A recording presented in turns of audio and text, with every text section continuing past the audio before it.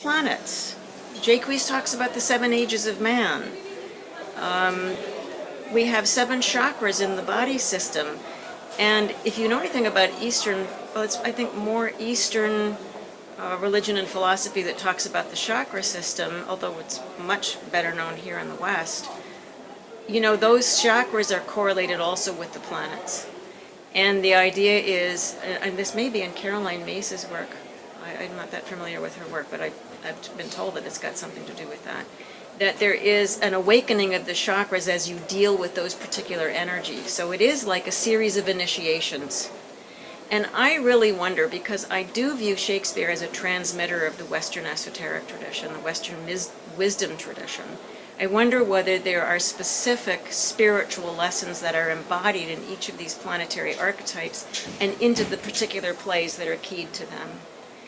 Now, if you would like to pursue the alchemical part of it, in the appendix in my book I talk about how King Lear may be an alchemical allegory. And the person who did the book on that, if you're interested, is Charles Nicholl.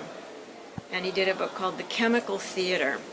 And half of that is an explanation of what alchemy really was, alchemical symbolism, alchemical tradition, something about alchemy historically. And then he looks at King Lear and he interprets it as an alchemical allegory very convincingly. So I've included a little bit in there because the 3 particular esoteric studies that constitute the Western wisdom tradition are astrology, magic, and alchemy. And alchemy comes directly out of astrology because the metals are correlated with the planets. This is the wonderful thing about astrological symbolism is it is, actually a friend of mine in Toronto says, astrology is the most magnificent, gigantic filing system. It's like a filing cabinet because absolutely everything is associated with everything else.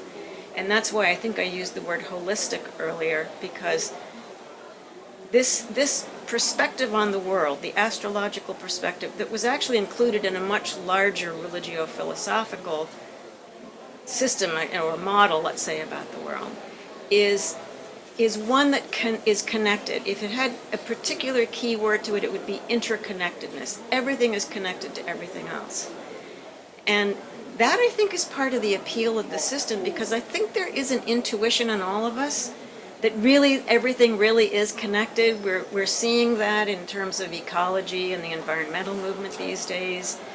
I certainly wonder whether the mechanist materialist perspective has, hit a dead end. It's come to a brick wall partly because of the damage that's being done to the environment, because of the impact on human beings as a result of it. And I think that makes this worldview worthy of reconsideration, that there must be some holistic worldview, and the practical demonstration of the interconnectedness is through astrological symbolism. Does that make sense?